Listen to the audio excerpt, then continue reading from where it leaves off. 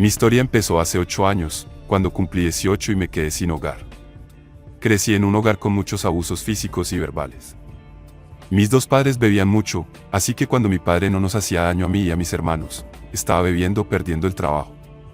A pesar de su relación tóxica, mi padre se quedó porque mi madre tenía derecho a una vivienda de la sección 8. A mi madre no le importaba que mi padre nos hiciera daño, ya que de algún modo encajaban a su desastrosa manera. Así que cuando cumplí 18 años y terminé el instituto, me fui de casa y viajé por todo el país. Fui de California a Nevada, Arizona, Nuevo México, Texas, Luisiana, Mississippi, Alabama, Georgia y, finalmente, Carolina del Sur. No fue un viaje directo y tardé 2 años enteros en acabar en Carolina del Sur. Durante este tiempo no trabajé y dependía de pedir dinero para salir adelante. Puede que mi hermano y mi hermana me echaran de menos, pero a mi madre y a mi padre no parecía importarles. Durante mi viaje, conocí a mucha gente mala, pero también alguna buena. Decidí quedarme en Carolina del Sur porque encontré un trabajo por las noches como cajero en la farmacia. Por aquel entonces no tenía casa, así que utilizaba el gimnasio para duciarme y llevaba todas mis cosas en la mochila. Las cosas cambiaron mucho para mí cuando conocí a una chica llamada Carol. Yo tenía 20 años y ella 19 cuando nos conocimos. Carol llevaba trabajando en la farmacia unos 6 meses antes de que yo empezara. Durante uno de nuestros descansos, hablamos y le conté lo mal que lo había pasado con mis padres. Me contó que su padre también había sido maltratador, pero no entró en detalles. Después de contarle mi historia, empezó a comer conmigo a menudo. Un día me pidió que la acompañara a un evento de fin de semana, que acabó siendo como una cita. Durante ese tiempo, por fin le hice saber que era un sin techo. Fue muy amable y me invitó a su apartamento, donde vivía con una compañera de piso. Pasé la noche en su casa y acabé mudándome, pero su compañera de piso no estaba contenta, así que decidimos tener nuestro propio apartamento de un dormitorio. Nos convertimos en pareja y todo iba bien entre nosotros. No discutíamos mucho y ella no parecía alguien a quien le gustaran las peleas. El único problema que teníamos era que estaba muy triste y tenía cambios de humor repentinos. Sentía que me ocultaba algo porque evitaba hablar de su familia. Entonces, unos 2 meses después de empezar a vivir juntos, por fin me habló de su infancia. Me contó que su madre falleció durante el parto cuando ella era pequeña y que su padre empezó a abusar de ella. Su padre solo tenía 17 años más que ella, así que sus padres la tuvieron muy joven. Era alcohólico, igual que mi padre, y esos pequeños delitos le llevaron a la cárcel.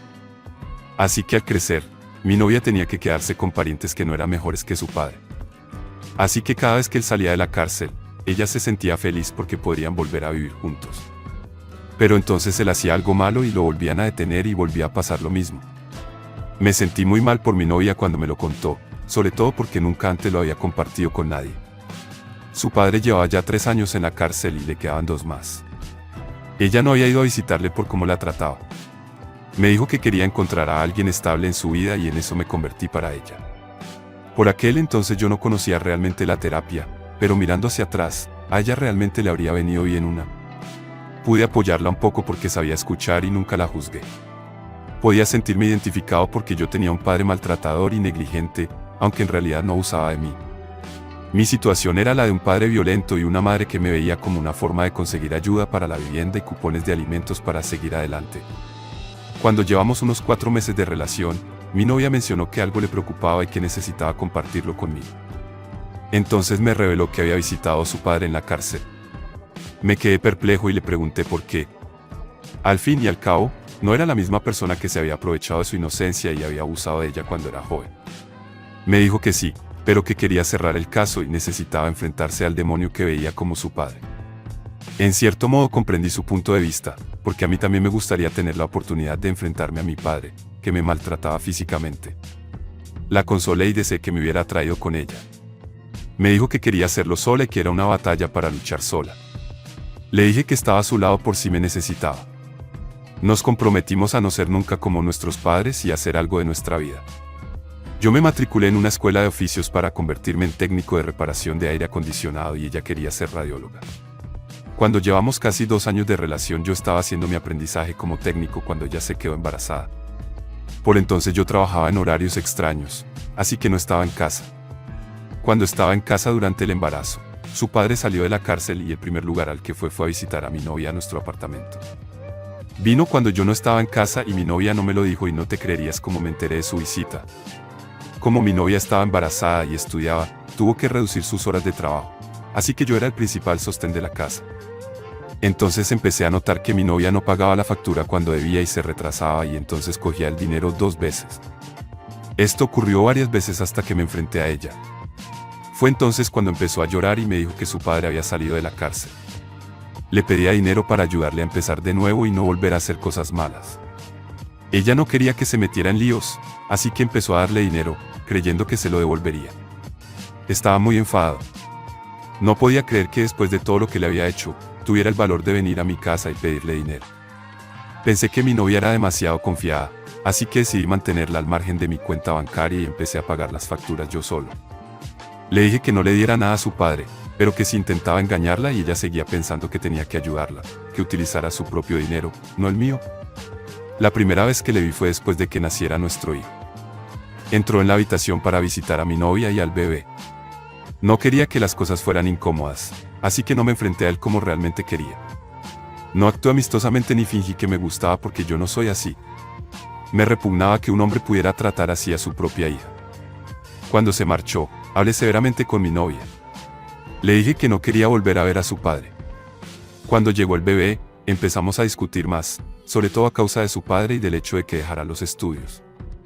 Ella creía que no necesitaba educación. Como yo ganaba bien y el dinero que ella ganaba en el trabajo no se destinaba a los gastos de la casa, empecé a sospechar que se lo enviaba a su padre. Le preguntaba si su padre la maltrataba de verdad porque su comportamiento no coincidía con lo que yo esperaba de alguien que había pasado por lo que ella había pasado. Decía que intentaba controlarla y que, independientemente de lo que su padre le hiciera, era la única familia que temía que se preocupara por ella. Esto me dolía porque parecía que ignoraba nuestra relación y a nuestro hijo. Una vez tuve que hablar directamente con su padre para que dejara de venir a mi casa y pedir dinero a mi novia. Incluso intentó intimidarme, pensando que me intimidaba fácilmente porque había estado en la cárcel, pero no me eché atrás. Me mantuve firme. Me enfrenté a él por la forma en que trataba a su hija y lo negó todo, afirmando que todo era falso y que nunca había ocurrido. Cuando le conté lo que había dicho su padre, se enfadó mucho. Dijo que debía ser una conversación privada y me acusó de utilizar contra ella algo que me había confiado. A partir de ahí, nuestra relación tomó un mal carril. No solíamos discutir ni ser malos el uno con el otro, pero cuando su padre se involucró, las cosas cambiaron y nuestra relación se volvió malsana. Su padre consiguió por fin un apartamento e intentaba rehacer su vida para ganarse el respeto de su hija. Ella le admiraba por ello, lo cual me frustraba. No entendía por qué le admiraba por hacer lo que cualquier persona normal debería hacer. Supongo que tenía pocas expectativas. Una vez nos peleamos y se enfadó conmigo. Se llevó a nuestro hijo a su casa. Así que fui al piso de su padre y me enfadé mucho.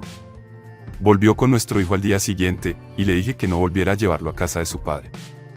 Empecé a sospechar que pasaba algo entre mi novia y su padre cuando el vecino me dijo que el coche de mi novia solo volvía a casa unas horas antes que el mío, lo que significaba que pasaba todo el tiempo en otro sitio. Además, nuestra vida de alcoba se volvió inexistente, ya que siempre estábamos discutiendo y distanciándonos.